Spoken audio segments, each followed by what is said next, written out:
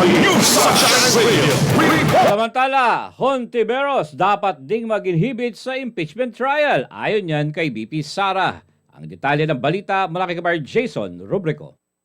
Kasunod ng panawagan ng ilang grupo na dapat mag-inhibit sina Senator Amy Marcos at Senator Robin Padilla sa impeachment trial dahil umano sa kanilang pagkiling kay Vice President Sara Duterte, iginit ng bise na kung bias ang batayan, patas lang na ipa-inhibit din si Senator Risa Hontiveros. Ayon kay VP Sara, si Hontiveros ay hayagang nagpakita ng pagkiling laban sa kanilang pamilya sa isang pampublikong pahayag kung saan sinabi umano nitong dapat burahin, gibain o sirain ang pamilyang Duterte. Hindi kasi tayo pwede magpa-inhibit ng mga senator judges based on bias.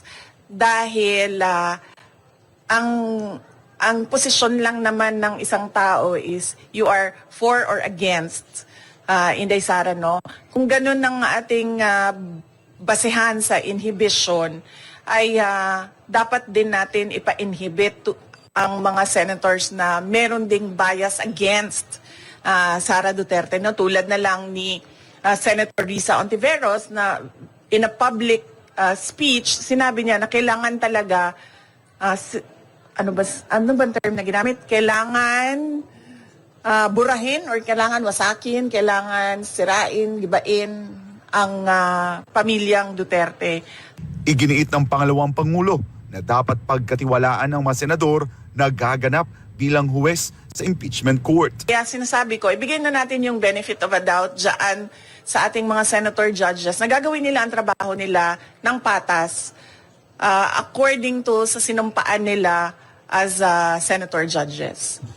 Samantala, binalikan ni VP Sara ang pahayag mula sa Makati Business Club na nagsabing mahalagang ituloy ng Senado ang impeachment trial upang mapanatili ang tiwala ng publiko at mga mamumuhunan. Ayon kay Duterte, matagal nang humina ang investor confidence sa bansa at hindi dapat isisi sa kanya ang mabagal na takbo ng ekonomiya. Kahit nandyan o wala yung impeachment, wala na talagang investor confidence dito sa ating bayan. Kung nakikita nyo, bagsak ang foreign direct investment sa ating bayan, no? Kaya wag nila ako gawing rason kung bakit pangit ang takbo ng ating ekonomiya.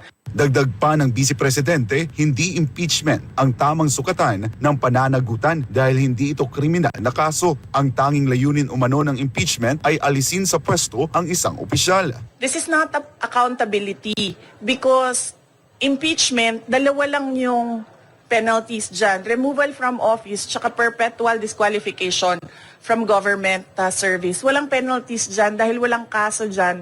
Ang impeachment ay removal process ng isang impeachable officers. Kung gusto talaga nila ng accountability, ay mag-file ng mga kaso dyan sa mga korte. Hinamon din niya ang mga business group na silipin hindi lamang ang proseso ng impeachment trial, kundi pati ang kontrobersyal umanong pagpasa ng Articles of Impeachment mula sa Kongreso patungong Senado. Alam naman natin at alam naman nila na yung mga pirma ng mga congressman, unang-una hindi nila binasa yung Articles of Impeachment. Pangalawa, marami sa kanila ang tumanggap ng budget o pera kapalit ng kanilang signatures. In fact, madami sa kanila ang umamin na may kapalit yung kanilang pagpirma doon sa Articles of Impeachment. So if we are to talk about accountability by business groups, dapat questionin din natin kung paano ginawa yung Articles of Impeachment at paano pinasa yung Articles of Impeachment papunta doon sa Senado. Para sa Diyos at sa Pilipinas kung mahal, ako si Jason Rubrico, SM9 News.